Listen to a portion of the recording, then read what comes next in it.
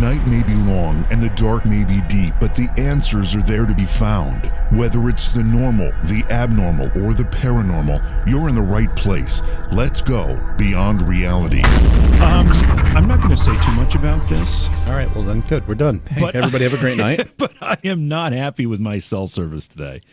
I don't know. Should I even say? I mean, I've been an iPhone user forever. Yeah. Do you think it has anything to do with that steel plate in your head, though? Well, I don't know, because every time I use my phone, I cook something on the counter next to wherever I happen to be standing. So Jiffy Pop starts going. Yeah, exactly. It could have something to do with that. No, but seriously, my phone is just it has been working right the last 36 hours or so, and we did the whole go through Verizon. Then they sent me to Apple, and I'm talking with Apple. I'm supposed to go see Apple tomorrow to get a loaner so they can send mine. Now, this is an iPhone 7. I mean, it's not even like state of the art anymore. I've had it. 7, ain't that from like 1983? 3 years ago, anyway. I mean, no, but you're right. It's there's been the 8, then the so 10, old. now the 10S or whatever the heck it is. So I'm still with the 8 Plus. Yeah, and so they want to take my phone, send it away to be fixed, give me a loaner phone. Then I have to go back, and I'm an hour and a half from the nearest Apple store, so I'm just venting a little bit. I love Apple products. I'm really, really happy with my iPhone, but this is a bit frustrating. They're going to give you an Apple 4. Probably more reliable. The funny thing is on the counter behind me here, I have an Apple my 5 the one I had before the 7, and I might swap my SIM over to that and just use that in the meantime. It's funny. I still have it sits in a drawer, but I still have my 60 gig Apple iPod, and it was had the little video player, which is the 1-inch screen that Sci-Fi gave me back in season 3. They gave it to us as a Christmas gift, and it's just, I mean, you look at how far they've come. Well, I don't know if I'm not sure exactly one you have. I've got the original white one that has the rotary spin thing on the front. That's the one. That's the same one with the little black and white LCD screen that you can pick the songs on. And no, I've got one of those, but this one actually did video. Yeah, it was the first video thing, but you had to watch it on a 1-inch screen, so you might as well just sit there with a magnifying glass. Anyway, welcome to the program, everyone. It's Beyond Reality Radio with Jason and JV. Tonight we're going to be talking about a couple of pretty interesting topics. One of them being the Mandela Effect, and the other being quantum immortality and quantum physics. Both very fascinating topics with our guest, Rob Shelsky, tonight. Yeah, and it should be interesting, especially the Mandela Effect. I mean, there's a lot of things about it that some people are believers in it. Some people think that it's just your mind playing games on you. Or bad memory like mine. Exactly. Yeah, exactly. And quantum immortality, of course, I mean, that's something we all want. We all want to know that consciousness stays alive even after the shell of a body that we're in is gone. So it's definitely going to be a great topic tonight. Hey, if you haven't yet, head over to facebook.com/Beyond Reality Radio. Like the Facebook page for us. Then head to beyondrealityradio.com, where you can find all the stations we are on across the country. That list is constantly growing, actually. And next week, we'll give a shout out to them now, but we'll start airing on KLBM and KBKR in La Grande, Oregon, and Portland, Oregon. So we'll be happy to have them on board as well. But you can also download the free smartphone apps for Android and iPhone, if Jimmy's was working and not. And that'll allow you to listen to the show live, catch past shows, join the online chat, and more. Or any night we're live, feel free to just go to the website. You can click the Listen Live and Chat button, which connects you to a great community of people where JV, myself, and just a bunch of wonderful people usually hang out. Or you can listen right from the website just by clicking just the Listen Live button. So we try to make it easy. And if you download the show from iTunes or anywhere else, just take 2 seconds of your time and rate the show for us, because it helps push the show forward and makes it easier to find, and that's what it's all about. I'm excited about the Portland, Oregon stations, the 2 a.m. stations that are going to be carrying the show starting next week, because that just expands our coverage in the heart of Bigfoot country. This is true. Bigfoot will probably be tuning in. Bigfoot from will his be calling iPhone in, 4. Be calling in, I bet. Well, I mean, we've had stranger things happen. It's pretty good. It's talking about smartphones and the things that these phones can do. This is a pretty interesting story that I was just reading about. There's a phone app now that can actually diagnose anemia from photos of your fingernails. Really? Yeah. You take a picture of your fingernail, and you once you have the picture, you highlight the fingernail itself in the picture, and it will be able to diagnose whether or not you have low levels of hemoglobin in your blood, which is what anemia is. And it's a very, very common disease, and if it's untreated, it can cause severe fatigue, heart problems, and other complications. But this works because what it'll do is it compares the the appearance of the fingernails with known cases. In other words, they have a whole database of fingernails of people that have anemia and fingernails of people that don't have anemia.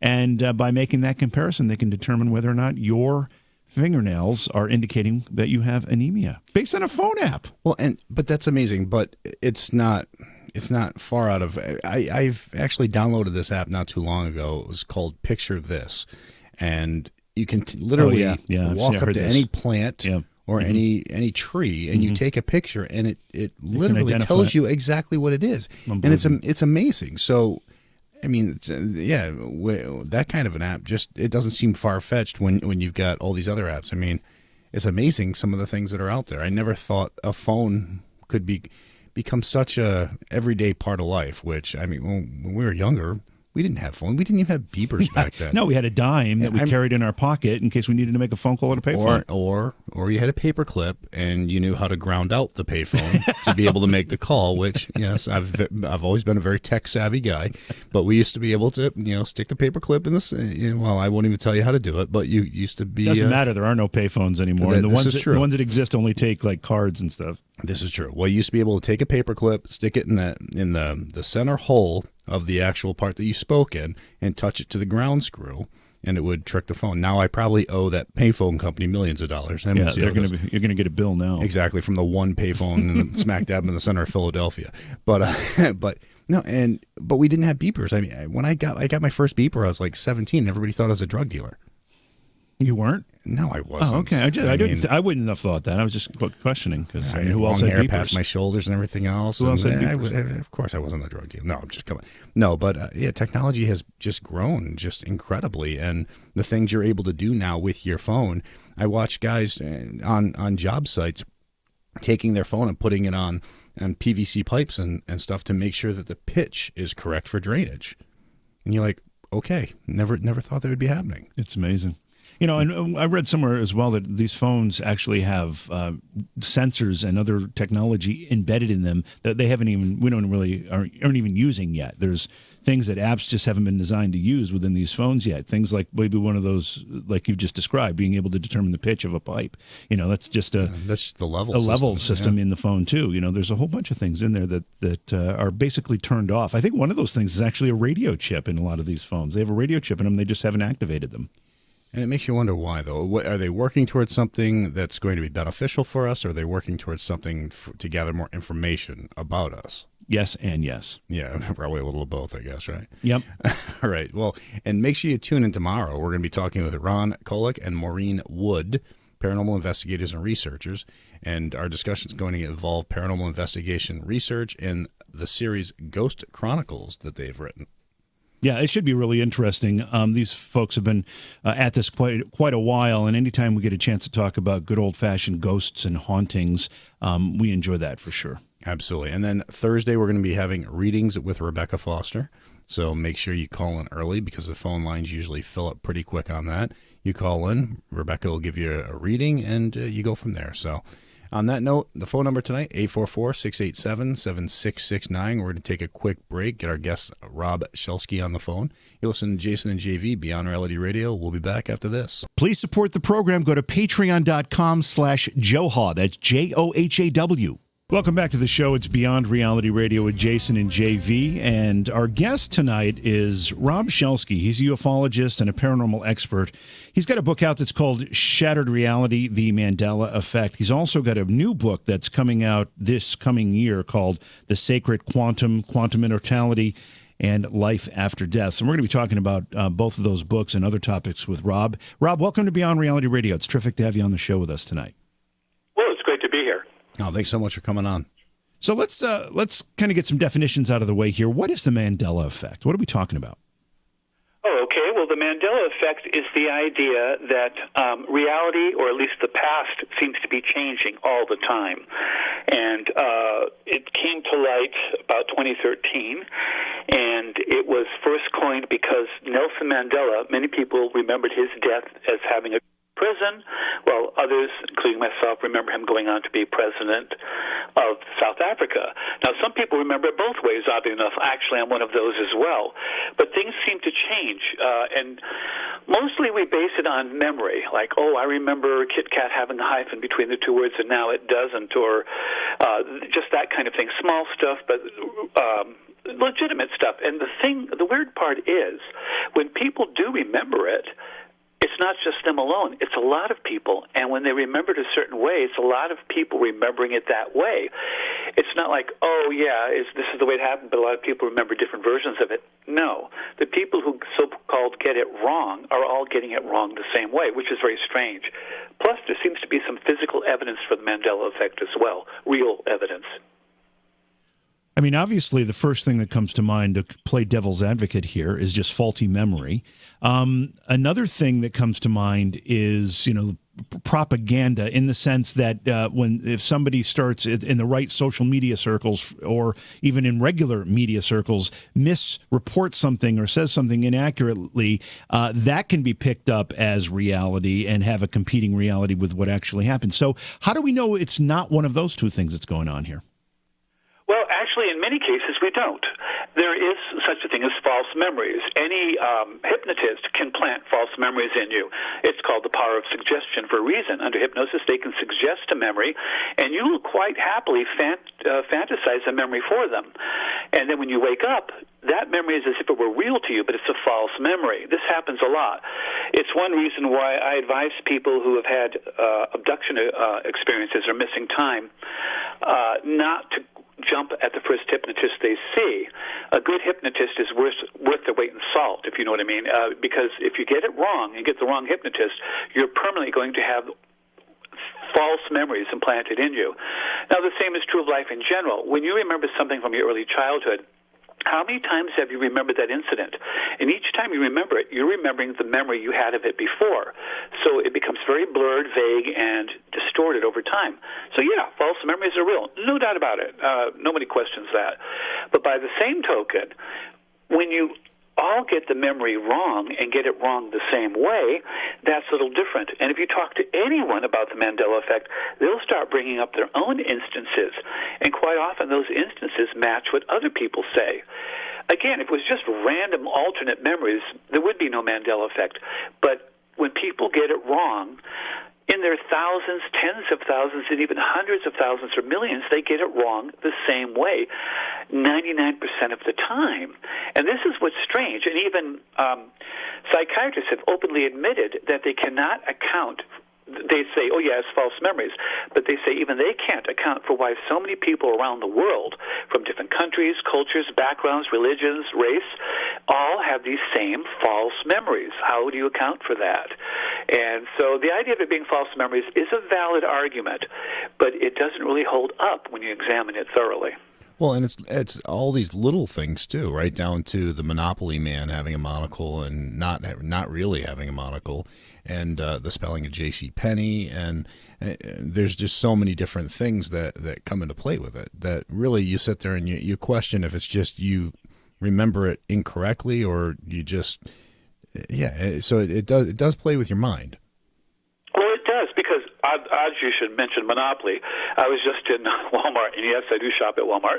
Last night I saw a Monopoly game, and here's this picture of this guy in the top hat staring out at me on the cover of the box. It's like, you're supposed to monocle, But again, we could remember things wrong, but there's also physical evidence which seems to back up the Mandela Effect as well. When we start looking at these examples of things that we have different accounts of, and not a million different accounts, but maybe two or three that seem to be competing accounts, particularly the story with Nelson Mandela, was that the first example of this particular effect, or is that just happened to be the biggest example, and that's why it created the name that we use, the Mandela Effect? That was the first one that came to light. It just came about by accident, and the woman, I'm having trouble remembering her name, Edith, I can't think of her last name, but she's the one who coined the term Mandela Effect, because she found so many people had two different versions. Now, not 3, 4, or 5, but just the two versions. One where he died in prison under the apartheid government, and another one where he went on and became president. And oddly enough, I do remember thinking that he died in prison, and that I remember thinking at the time, oh, that's too bad, because he was a fighter for a noble cause.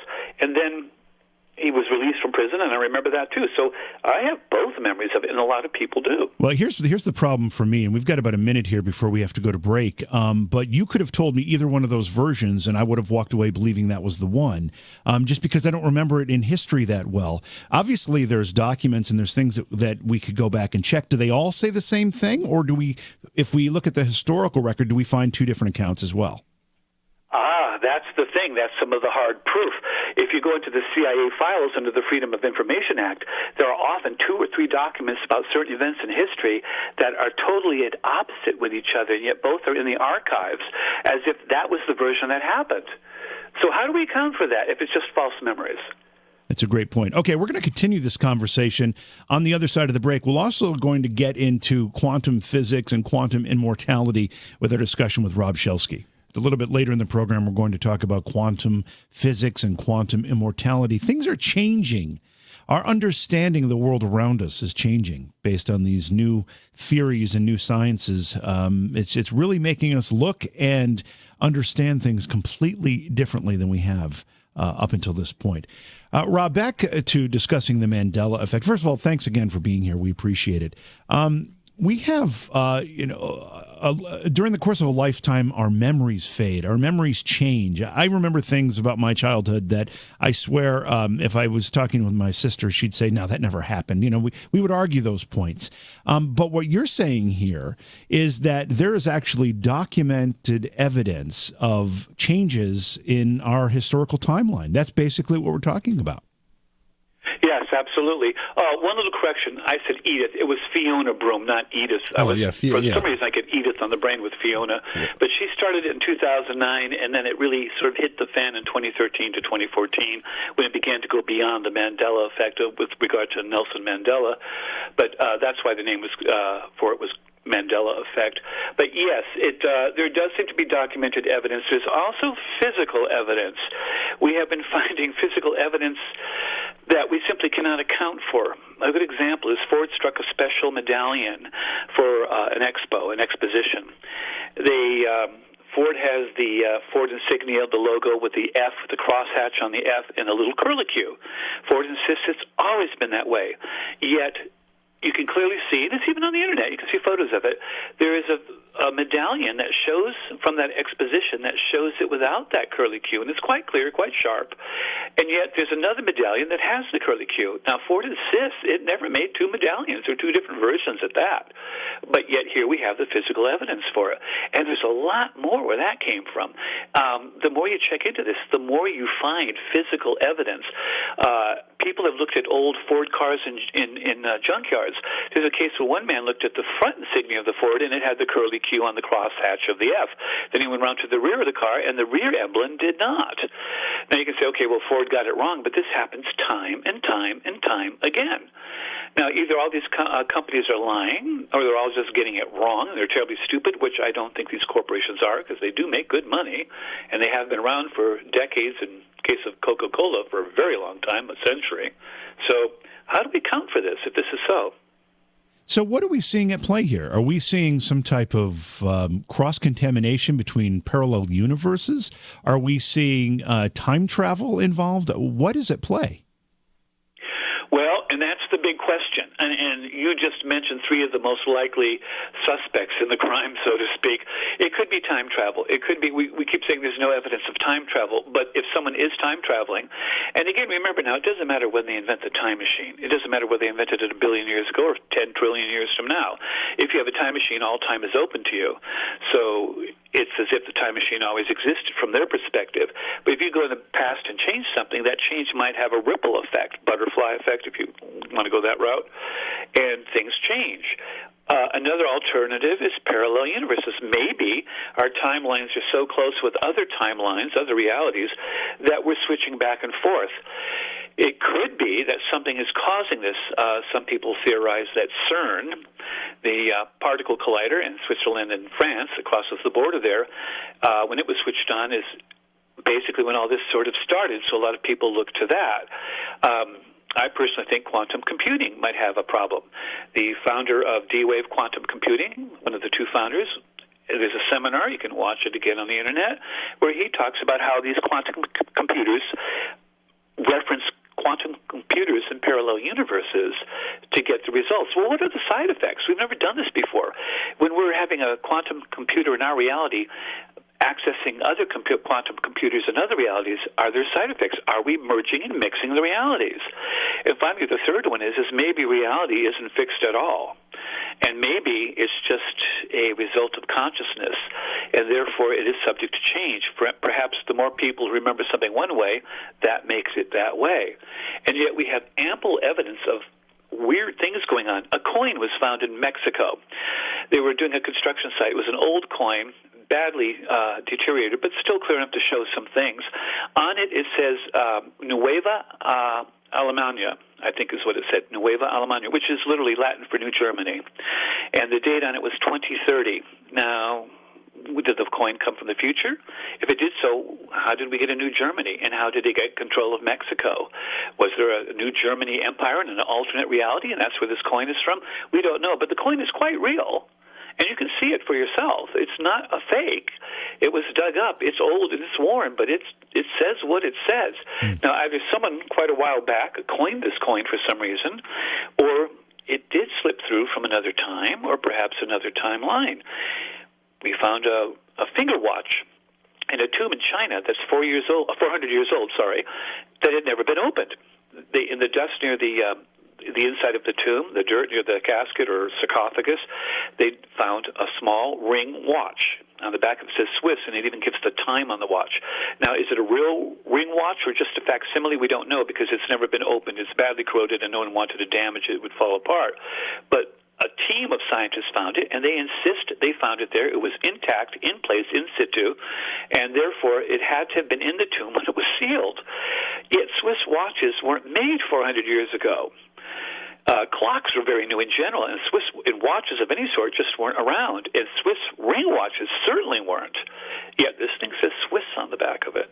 How do we account for that? Well, and why do you think that it's not put out there more, or really just pushed out there by all the media outlets trying to understand how this is possible? Because, and it can be silly little things. Well, you're talking about, you know, the watch and so forth. That's mind blowing. But I mean, it's little things like how you remember Fruit Loops, how the spelling on that, or Looney Tunes and things like that. Why do you think that this topic is sort of on the fringe and it's not really out there being pushed as how can we explain this? Well, first of all, it's more of an internet phenomenon to begin with, and the standard media doesn't deal with that well. Secondly, they approach it the same way, and I have seen some shows on about it. The first thing that scientists do is they attempt to explain or denigrate something.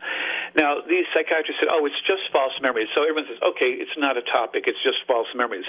Yet that doesn't account for rings and coins and photos, things like this, documents, as to why they don't jibe with our history of events as we think they are. It doesn't explain how all these people get the memory wrong and get it wrong the same way. A perfect example is the color chartreuse. I've used this before with people because it's a good example. Can I ask you what color you think chartreuse is? Like a blue-green? Yeah. Okay, well, you're close. It's actually a bright lime green. But the majority of people who are asked this question, when they get it wrong, always say it's a reddish purple or reddish maroon. They don't say it's orange or yellow or blue or even red. They say reddish purple or maroon. I even had my best friend, I asked him, and he said, well, it's kind of a red purple, isn't it? I go, no, it's a lime green. But when they get it wrong, they're all getting it wrong the same way. Now, if it's a false memory, why are so many people getting it wrong the same way? Wouldn't you just have random alternate memories of it? They should all be different, or only a few should be the same? But no, it's almost entirely that when they get it wrong the same way. And this goes on and on. I can't even begin to tell you how many examples of this. In archaeology, we have come up with OOPArts now for the last 3.5 centuries. OOPArt is an object that doesn't belong where it's dug up, where it's found, in whatever layer of earth it's found in, or whatever location, geographically speaking. And archaeologists do is they ignore it completely. Oh, we can't. It's an anomaly. We can't account for it. Who knows how it happened? Or they say it's a hoax, although this has been going on for 3.5 centuries now, all over the world and in the tens of thousands. Or it's a mistake. It's just someone just got it wrong. They didn't read it right. But we have so much in the way of OOPArt that we can't account for. And these are objects that exist in a time and a place where they shouldn't have existed at all. We have skeletons of people embedded in solid rock. We have found ladles, handbells, vases, thimbles, kettles embedded inside of coal that's 25 million years old and dug up from a depth of over 150 feet in the ground in a solid layer, a seam of coal, or limestone or rock or whatever. Now, some people say, oh, well, yes, but you can have fast fossilization under certain conditions. Well, yes, you can. But how do you account for a kettle found inside of a block of coal that was just dug up and cracked open, and they find it inside this, and that coal is 25 million years old? What was it doing there? Why does that handbell that they found, and by the way, you can find some of these in the Smithsonian and in other museums. It's not like I'm making this up. You can go look for yourself. So it's real, it's there, and yet mainstream scientists, they have developed ideas, they have developed timelines, and they don't want things messing with it.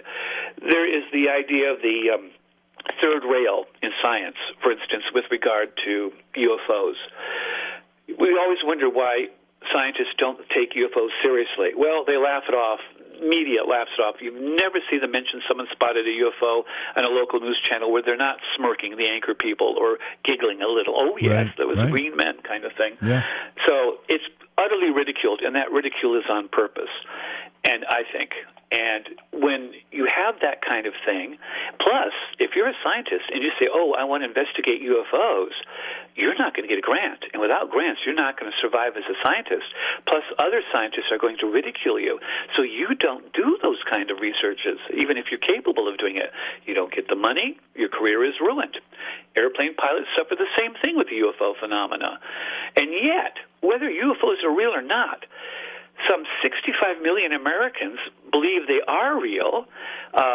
It's actually over 50% of the adult population say they're real. Over 1.5 million people claim to have been abducted. So even if it isn't real, it's an incredible social phenomenon. Why aren't researchers and scientists and psychiatrists researching it, getting major grants to research this social phenomena? I mean, regardless of whether UFOs exist or not, you have to think it's pretty weird that millions upon millions of adults think it is, and wouldn't you want to investigate why this is so in society? It'd make a great research paper for a political scientist or a social scientist or counselors, therapists, or psychiatrists or psychologists. But no, there's a couple that do it, and when I say a couple, I mean like maybe on one hand or two hands that are really trying to do it, and they're doing it without funding because they can't get it. So I think that's a lot of the reason. You don't dare touch that. It's a third rail in science. We're talking with Rob Shelsky about the Mandela Effect. We've got a lot more conversation ahead of us, including a discussion about quantum physics and quantum immortality. That's all ahead.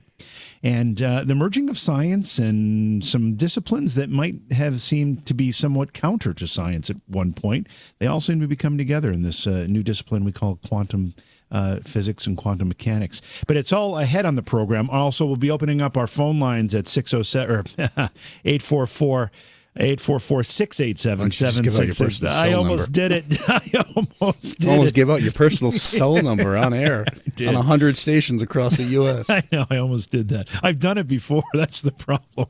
Anyway, Rob, I wanted to touch on something you'd said earlier.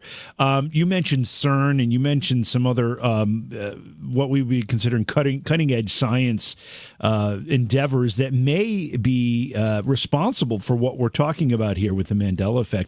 Are you suggesting that some of these new projects and these new ventures into basically uncharted scientific waters might be ripping at the fabric of what we know as time, space, and reality? Well, actually, it's not me that came up with those ideas, but yes. Quantum physics tells us a lot of things, but quantum computers are quite new. They're actually working now. We've got them up and running. D-Wave does. And when the founder of the company that's doing it tells you that his quantum computer is be able to process so quickly because it's setting the problem through different realities to other quantum computers in parallel timelines to help solve it quicker. When they're saying that, you have to sort of sit up and take notice. The problem there is, what are the side effects? The answer is we don't know. It's like setting off the first atomic bomb. Some scientists said that mathematics showed that there was a small chance that one atomic bomb could ignite the atmosphere of the Earth and burn off the whole atmosphere. Mathematically, it was possible. When approached by the military and saying, well, could this happen? Oppenheimer's response was, well, theoretically it could, but we don't think it will. It seems to be a low probability. Well, that's a pretty big deal. Yeah. If it were to happen, you would have wiped out the planet with the explosion of the first nuclear test. But they took the chance anyway, not knowing the full consequences of their actions. This could be happening with quantum computers. It may be that you can't tap into other timelines without having side effects and repercussions and the merging of those timelines to some degree. There are people, who say that they've crossed timelines, and not just one or two, but a lot. There's a woman by the name of Lorena Garcia who insists that she's from an alternate timeline and gave ample information and evidence to support it. She also went to a psychiatrist thinking she might have been losing her mind, and the psychiatrist said, no, other than these weird hallucinations about that, you seem perfectly normal. And then she hired a private detective to help her explore the situation because she had lost her boyfriend. He disappeared along with his son. Never existed, according to the investigators' reports. In desperation, and anyone can go on the internet and look, Lorena Garcia has asked for help if anyone has any knowledge pertaining to the situation. She woke up one morning and her world was slightly different. Her apartment was slightly altered, just minor things. She went to work. And she went to her old department where she always worked, and they said, you don't work here. You work on the other side of the building in such and such a department. And she says, but I don't know any of those people. Well, it turns out they knew her, but she didn't know them. And her boyfriend, as I said, disappeared. His son disappeared as if he'd never been born. Her sister, who Lorena was sure had shoulder surgery not long before, showed no scar anymore, so even her sister had changed. Now, did her sister change, or was it a different sister? Was she in a different timeline? She thinks she is. And again, this has happened repeatedly. This is not an isolated incident. So either there's a lot of people out there who are deluded, and it's possible, I don't rule anything out, or they have experienced something real, or at least something quasi-real, because reality may not be real at all as we think of it. Well, and there's different shows that are actually touching on this now, too. Dramatic shows like Counterpart, which is sort of showing the whole parallel universes and how similar the lives are in those areas as well. And so it's neat to see things like that because it just opens up endless possibilities of how these things could happen or geez, it's mind-blowing when you think about it. Well, there is one other possibility, too, that I failed to mention, and that is that this is a simulation, that it is a form of matrix, and that perhaps the programmer, and I put that in quotes, is making minor adjustments. Now, when computer programmers make adjustments to elaborate programs, they fix a minor glitch in one spot, and not all the time, but quite often, more than you'd realize, and I have done programming, it can create a problem in an entirely different area. So you go in and tweak something here, and there are repercussions elsewhere. I mean, islands are disappearing from the face of the earth. And I don't just mean a few, I mean a lot. Land masses that appeared on globes in different movies and TV shows. By the way, I found some of those myself. If you watch the fourth season of I Dream of Jeannie, there's a globe in it, and it appears repeatedly. And on the globe are land masses that don't exist on Earth. Rob, when we come back, we'll continue the conversation. We have to go to our break here. It's a hard break. It's Beyond Reality Radio with Jason and JV. It's Tuesday on the West, Wednesday on the East. Many of you are stuck somewhere in between. Welcome to Beyond Reality Radio with me, Jason Hawes, and the always awesome JV Johnson. So if I had to ask, how would you answer this question? Have you been a good boy this year or a bad boy this year? I'm so screwed. I am so screwed. I mean, I'm going to have to give Santa gifts. That's bad. That's how bad I am. Well, I'm not even concerned with Santa. I'm concerned with Krampus because tonight, the 5th of December 5th, is Krampusnacht. Yeah. And it's the night that Krampus comes to visit the children who are not good. You said children, thank God. Yeah, I know you're kind of out of the woods in this, but he visits those that were not good, and in some of the legends, he actually abducts them, takes them away off into the woods, Puts them in chains and drags them away. and in some, he just leaves them cold, which is what we've learned here that Santa does if you misbehave. But in Germany, supposedly Krampus does that. Well, and the whole idea behind Krampus was that he came and took away the bad boys and girls. So because Santa never really had this list of naughty and nice, so he would come take away the bad ones. So when Santa showed up with the gifts, there were only the good ones there anyways. Yeah, made Santa's job a lot easier. He didn't have to have a list on who was naughty, who was not. I mean, if you're still there, Krampus hasn't, put you in chains and dragged you away, then you're okay. And we did a program with Al Ridenour last week, maybe it was. I'm not even sure. But either way, it was all about Krampus. And I know that he has a Krampus run, which is Krampus right in my side. Yeah, I always get a Krampus when I run, yeah. And I think that's actually going to be tonight. Yeah, they're good dad jokes. Anyway, welcome to the program, everybody. It's Beyond Reality Radio. Thanks for listening. Tonight we're going to be talking with Rob Shelsky about the Mandela Effect and also about quantum physics and quantum immortality. He's written about those two topics and many, many others. Tomorrow night, Ron Kolek and Maureen Wood, who are paranormal investigators and researchers, will join us to talk about their series called Ghost Chronicles. It's something they've written on many of their paranormal investigations. It'll be very interesting tomorrow night. And then Thursday, the lady who always talks over me, Rebecca Foster. Readings by Rebecca. I got to say that because, I make her feel bad, and I don't ever mean to. I love her. She's awesome. But Readings with Rebecca. And she'll be on. Make sure you call in early. She gives you a nice reading, or, you hope it's a nice reading, and go from there. But she's just a wonderful person, and everybody seems to enjoy her. No, she's a wonderful person with a complex now because she's afraid that she comes on. Well, and I play off of that, so it's but she knows I love her, and come on, I'm not concerned about her talking over me. We one more thing. I had some interesting story at the beginning of the program when I talked about an app for your smartphone that will now determine whether or not you have anemia. And we've talked about this particular advancement in science as well. But there's a blood test now that can detect cancer, and it takes about 10 minutes. It's basically non-invasive other than collecting some blood. And it replaces tests and biopsies that have needed to be done in the past that would take months. This is a new method that's been developed by the University of Queensland and looks for differences in the genetic code of cancerous and healthy cells. And they can find it right in the blood and look at the DNA of these things and determine whether or not there are cancerous cells in your body. Well, an early warning is the key right there, especially with a lot of the trials that are going on right now. And I mean, if you catch it early, you can do so much more. Yeah, that is the truth. It's all about getting it early. So I love to see these advances in medical technology and science, especially the ones that can diagnose things quicker, easier, less invasively, and allow people to get a head start on finding a way to beat some of these things. Yeah, that's so awesome to hear that's coming so far. And I hope...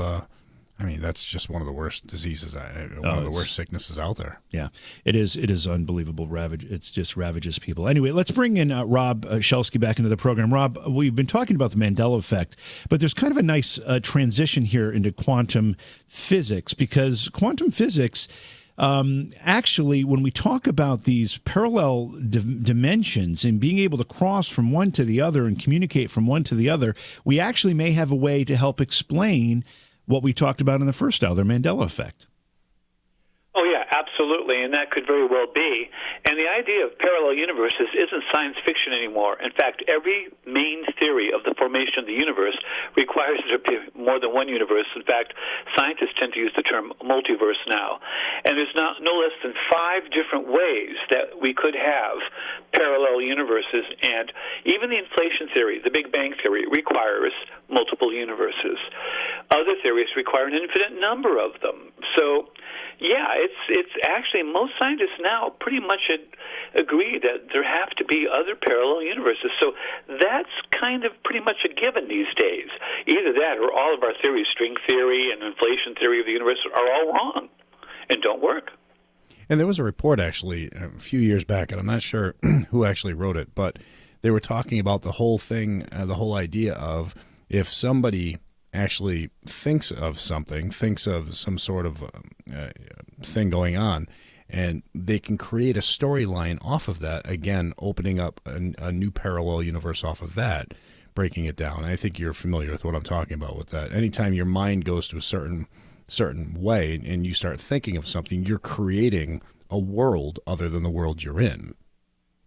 And some people even think that perhaps dreams are the spontaneous creation of other universes, maybe a self-aborting ones, but we don't know. See, when you create a universe, we don't know that time runs at the same pace in that universe as it does as ours. What we think of as a dream might actually be a universe that lasts for billions of years for the people who actually live in it. But and that's, of course, if you believe that idea. And yet, quantum physics says that it very well may be that the universe requires a consciousness, and that consciousness actually creates reality. That until we observe something, it is in a wave state. It is not solid. But then when we observe it, it comes into the particle form. This is what we're finding in quantum physics, particle physics, if you will, quantum mechanics, the same thing, that objects appear only after they are observed. Up until then, they are a probability wave. For instance, if you were to throw a Coke bottle with a message in it into the ocean, say from Australia, it would turn into a wave and spread out across the ocean, and then the first place where it hit land, it would pop out of the water as a bottle with a message in it, but all the rest of the wave would suddenly disappear, and that bottle wouldn't appear anywhere else. That's a good analogy of how you might think of quantum physics and probability waves. Until we look at a particle, it's not a particle, it's a probability wave. This is way above my pay grade in my education. Well, because it becomes mind-blowing, because it comes down to a situation where if you walk outside and look at a tree branch, that tree branch didn't exist until you actually walked up and looked at that tree branch, correct? Correct, and I'm sure you've heard of that old saying, I believe it's a Zen saying, if a tree falls in the forest and there's no one there to hear it, does it make a sound? Well, the answer, according to quantum physics, is no. If it didn't have any kind of consciousness observing it, it not only didn't make a sound, it didn't happen. Yeah, exactly. And it was only when we turned and looked at it. Some go so far as to say that even what's behind you doesn't exist until you turn and look at it. Again, that's stretching it a bit for me. But you have to consider all these things with the quantum world. We live in the classical world of physics. We live with the trees and rocks and stars and planets and people and cars. But in the quantum level, time doesn't run the same. In fact, time doesn't have to happen at all in the way that we think of it. And also, an object can appear in more places than one or in two different states of being. We call it superposition. Now, we used to think, well, that's fine. The quantum world is weird, but it's subatomic, and we're a classical world. Everything's fine here. Well, recently, a few years back, they did an experiment. They created what they called a quantum drum, very small, but you can see it with an unaided microscope with the human eye. You can actually see this little tiny thing. It fits on a finger, but you can see it. And they have proven that quantum drum can exist in two states at once, superposition. Now, that's no longer in the subatomic world. That's in our world. And it goes even further. The implications are incredible. For instance, you could smash your head against a wall 100 billion, trillion times, and all your head would do is bounce off that brick wall. But if you kept it up long enough, according to quantum probability, at some point you could actually pass through that wall, and very well probably would. So our world is not quite as safe and solid as we think it is.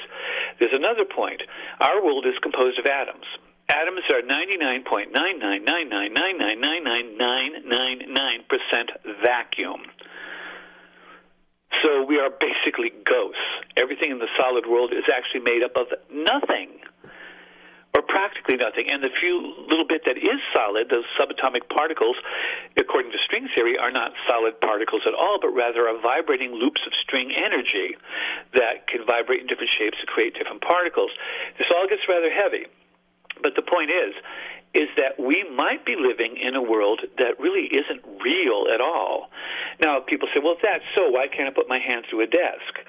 Well, it seems to be that because of the nuclear force with regard to subatomic particles and atoms, it repels you. So your hand is repelled when it hits the desk or any other solid object, just as your hand repels that, too. So if you are ever asked the question, can a ghost walk through another ghost? No, apparently not. because we seem to be ghosts. Well, but this whole thinking it puts us on a higher consciousness, of course, but does it sort of connect us more to our maker or our creator or whatever has created all of this, including us? It could. There is now some solid evidence of the idea of a collective subconscious or cosmic consciousness.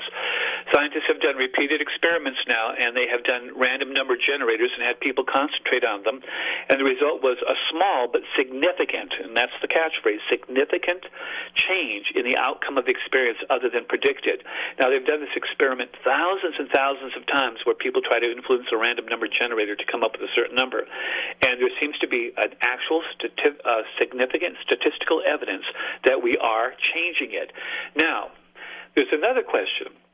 Are we our own creators?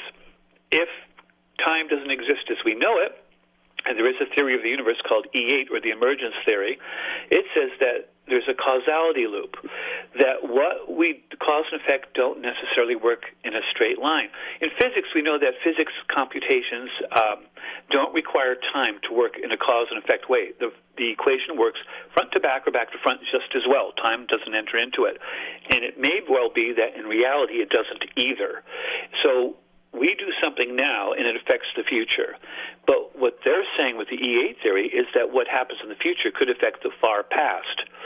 So this collective consciousness could have formed in the far, far future of the universe and is readjusting the past, hence maybe the Mandela Effect, right, to make itself a little more learned, a little more expanded, capable of doing something that it can't do. And this is a very strange phenomenon, but they're saying mathematically it's perfectly possible or feasible.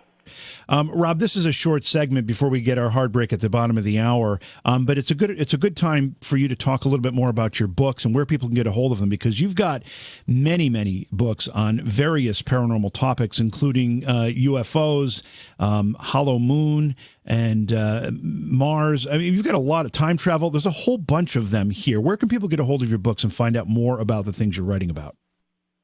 Well, the best place would be Amazon. They can get the printed version, or they can get the ebook version, or they can go to Smashwords, or they can go through the publishers that are involved: Simon & Schuster, Permuted Press, Red Rose, Class Act. There's a lot of books. The simplest way, I think, would be just to Google me, Rob Shelsky, and it'll all come up for them. How do you pick your topics? Because it's quite a variety of things that you're writing about. Eclectic is the way I describe myself. One topic tends to lead to another. When you're talking about UFOs, there's the interdimensional element, so you start talking about other dimensions. There's also the time travel element, so it leads to researching time travel. And that's what I do. I research. When I get enough information, I write a book about it because I think it's interesting. And when did you decide to write about the Mandela Effect? About a year and a half ago. It kept hitting me, and I've been the victim of a lot of Mandela effects myself, if you want to call them victims. But and then with the missing islands and things, I just thought, this needs to be talked about. No, hardly any people have written a book about it. So I thought maybe I should. We kind of cut you off here. We've got about a minute and a half. If you want to tell us more about the missing islands, because we kind of cut that story short. Sure. There's a lot of islands that appear on maps and globes and have been reported and discovered and seen several times over that have disappeared over time. These include Sandy Island in the South Pacific, High Brazil, quite a few. We even have them in ancient history, like Atlantis. So there's, I would guess, about 30 or 40 missing islands on the planet, and also land masses that are missing as well, based on maps and globes we have from history. Interesting. We're talking with Rob Shelsky again. We're talking Mandela Effect. We're also talking quantum physics. We have a lot more to chat about. All right. Well, yeah. And if you haven't yet, head over to facebook.com/Beyond Reality Radio. Like the Facebook page for us. Then head to BeyondRealityRadio.com, where you can find all the stations we are on across the country. You can also download the smartphone apps for iPhone and Android, which allow you to listen to the show live, catch past shows, join the online chat, and more. Or any night we are live, feel free to click the Listen Live and Chat button to connect yourself into an online chat room. And then we're a great community of people, and you can listen to the show from there. Or just listen live right from the site by clicking the Listen Live button. If you download the show from iTunes or anywhere else, just take 2 seconds of your time and rate it for us. It helps push it forward, makes it easier to find. That's what it's all about. we are kind of in our final segment here, so I want to get through some of these things that I think need explaining. What is the Boltzmann brain? The Boltzmann brain is the idea. It was originally a thought experiment. It was said that given enough time and the right circumstances, atoms could actually form into what would be the equivalent of a human or non-human consciousness. It further states that it is quite more likely that a Boltzmann brain would come into existence than our own universe has. In other words, it would take less effort for that to happen by chance, sheer chance, than it would be for our universe to come about by sheer chance. So this idea of a disembodied consciousness, it would be called a Boltzmann brain. And a Boltzmann brain floating in space in a vacuum would not have any input. It would not have eyes, ears, or nose. So the only way it could maintain its sanity is to live inside itself and basically in its own mind create a universe for it to experience and live in, since there's no outside stimuli. And we could be that universe. I mean, this really is mind-blowing stuff, and not to use a bad pun, but it really is. I mean, it's hard to Jason and I were talking during the break. It's hard to take these ideas and neatly put them into the box. You know, like it's easy to understand, not that they're simple sciences, but biology or chemistry or, you know, but you start talking about this stuff, and it's just hard to harness it all. It's incredibly hard, and as we go on, it's getting more and more difficult because we're beginning to find out more and more that science seems to be becoming metaphysical, that a lot of what they're saying sounds like something that a Buddhist monk might say, or a Hindu philosopher might say, or even a Catholic priest might say. The idea that we might all exist in the mind of God, or that the collective subconscious of the universe is a self-editing God, improving itself, as if you could go back in time to when you were a child and change things that happened so you could be a better or more powerful you today. That's called causality loops. And there's some evidence to believe that there's real evidence to support this idea. So we're living on shifting ground, if ground is even considered solid at all anymore. It's scary. So let's also talk about this the whole idea behind quantum immortality. I mean, that's a fascinating subject, especially for somebody like me who's a paranormal researcher, where I go out and investigate claims of hauntings. And the whole idea, and just explain that so that our listeners can understand what we're talking about. Sure. The idea of quantum immortality comes from the idea that every time you make a decision, the many worlds theory was first formulated in the 60s by a scientist named Everett and one other, and they were in Princeton University, and they said that perhaps it isn't a wave particle nature at all, but rather it is parallel universes, so that every time a decision is made, the alternate decision is also made and a new timeline pops into existence. So I'm going to take this bus. So I step onto the bus. Immediately there's another universe formed where I made a different choice, where I chose not to step on the bus. Well, if you follow this through to its logical conclusion, that means if I step out into a street and a car hits me and kills me, then immediately another universe formed where I chose not to step out into the street, so I didn't die in the car accident. And if this is so, then since your timeline had stopped with your consciousness in it, because you died in this one, you just sort of pick up in the parallel timeline, or perhaps even merge with an existing one where you're already a parallel you is there with their mind, and you go merrily on your way with no memory of ever having been killed, because for you it didn't happen. For everyone standing on the curb watching you lying there on the pavement, they do see it, but you don't, because for you that timeline no longer exists because you died in it. So now you're in the parallel timeline moving right along. It's almost like jumping from a train to another train with parallel trains running on tracks. So pretty much it's when your body in this universe dies, your consciousness actually jumps to your body in a parallel universe or an alternative universe, and it just keeps on going. So really, right. there would be no such thing as death. To support this idea, we have found microtubules in the human brain. These seem to have a quantum level functioning. There are vibrations on the quantum level in these microtubules. When we die, there is evidence, it happened with my own stepfather, that as the person breathe their last, there's still electrical activity in the brain, and this lasts for several seconds. And it may be, some scientists theorize, that it is the mind, the consciousness, draining out of this body into the quantum reality. Maybe joining the collective subconscious, it may be joining the cosmic consciousness, it may be floating free in space like a Boltzmann brain, or it may be moving to another timeline where it could go on existing in another version of ourselves. So does that break down to the claim that with that happening, we would sort of live forever? We just keep on jumping? Well, there is that. Now, I mean, of course, you can take any thought experiment to an illogical conclusion, perhaps, but yes, you would continue to go on existing in different timelines, and of course, the number of branches in the timelines would begin to dwindle the further out there you went, to the left or right, so to speak, from our own timeline. But some say that eventually you would hit a timeline where immortality has been discovered, so you would never die, and that's quantum immortality. And maybe this is not something you can answer, but do you carry your personality and your memories from timeline to timeline, or do you just assume the personality and memories from the timeline that you've just entered? Well, if you're passing into a parallel timeline, it is you as you think of you. You have no recollection of having died. You're lying on your deathbed, you take your last breath, your eyes shut, and your brain stops. Your mind drains out or switches to a parallel timeline where you didn't take your last breath. You might still be lying in the hospital, but you didn't die. That wasn't your last breath. Now, here's the weird part. It could be not just in quantum immortality, but a quantum hell. It could be that you're on the verge of death in multiple universes, and you keep jumping to ones where you're one breath away from your last breath. So you're suffering terribly for eternity. That's a spooky thought experiment in itself as well. But, does that happen? Nobody knows, of course, for sure. But we are pretty sure there are parallel timelines. And we do have evidence now that the human mind exists a little bit out of time. Our human consciousness doesn't exist entirely in the present. Studies have been done repeatedly in universities that show the human mind actually can see the future 2 to 10 seconds ahead, depending on the individual. They've done this experiment over and over on thousands of people at mainstream universities, Stanford, Princeton, all these places. And the conclusions are the same. The human seems to be able to experience or have a premonition in the future 2 to 10 seconds. So they break it down, say on average it's about 5 to 7 seconds.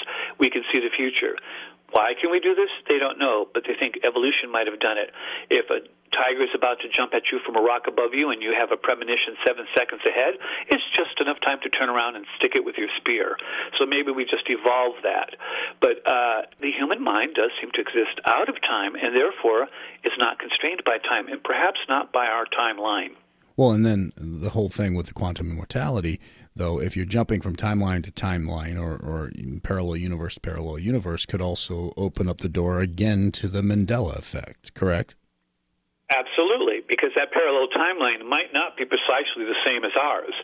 So your memories, when you jumped over, are slightly different. Kit Kat without a hyphen, Ford without a cedilla on the F, or whatever you want to call it. The same thing over and over and over, and it could be that. And yes.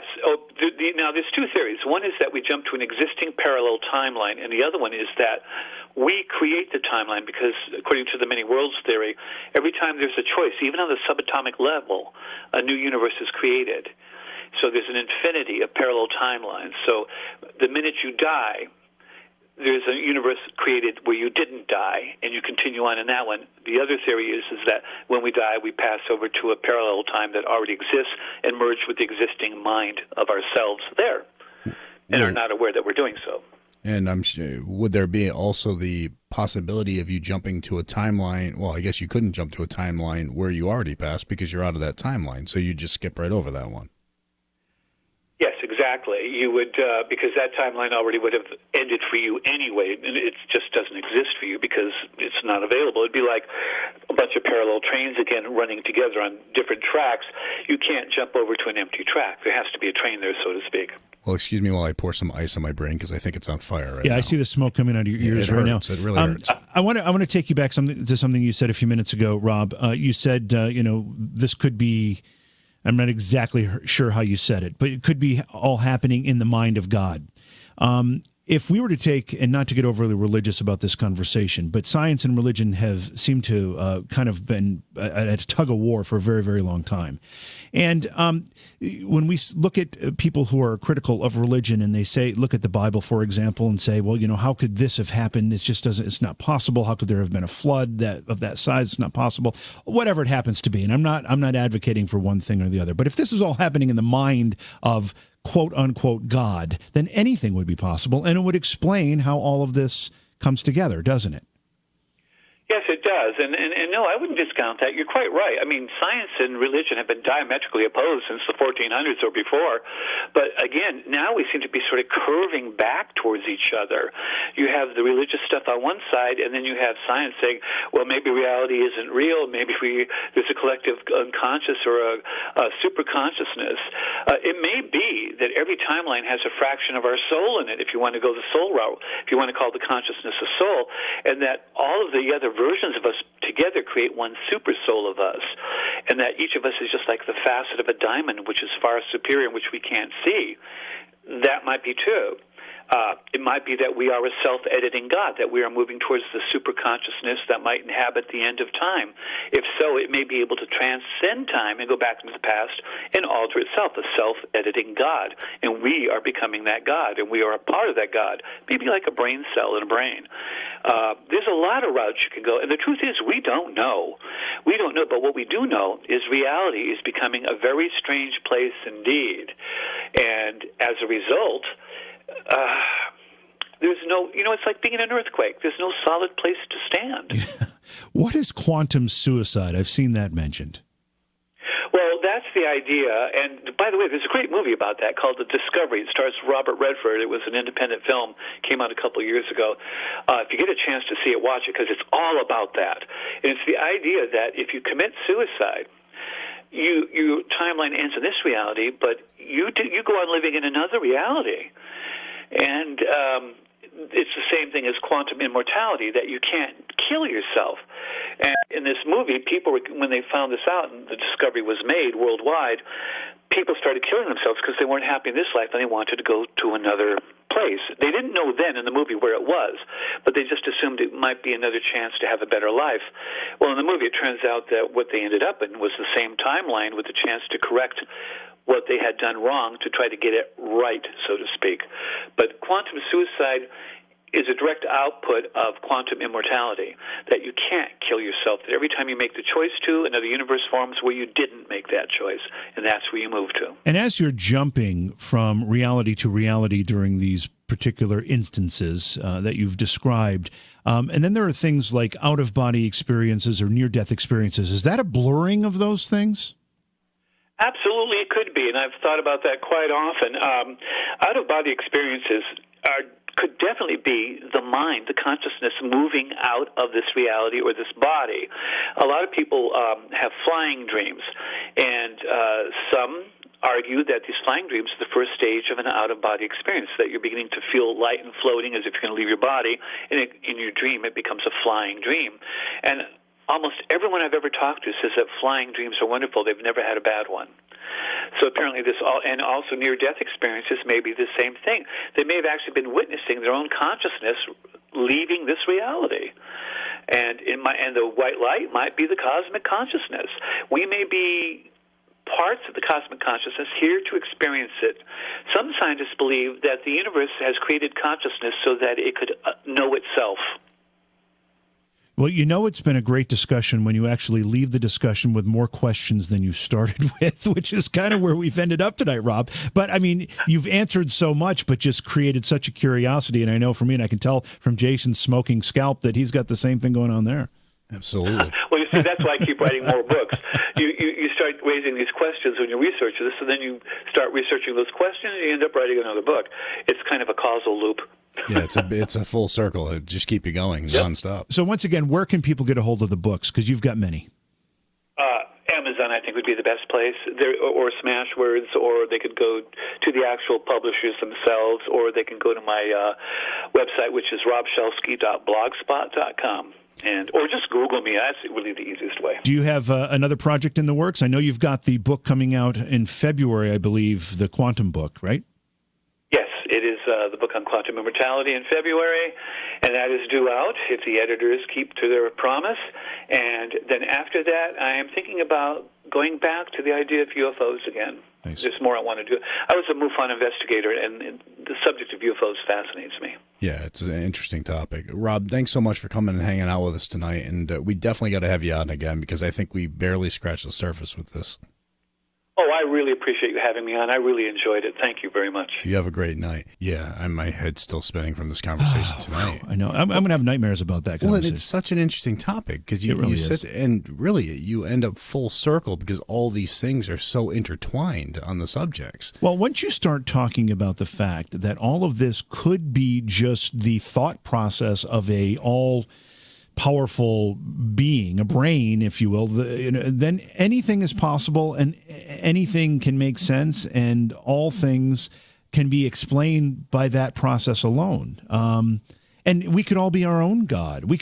Our minds could be making up our own universes in our. It's hard to even, like I said, you can't even put it in a nice tidy box and talk about it. Well, like you could really be just a figment of my imagination. Well, I'm hoping I'm a figment of your imagination. Your whole life story could be a figment of my imagination. It could be a plum too.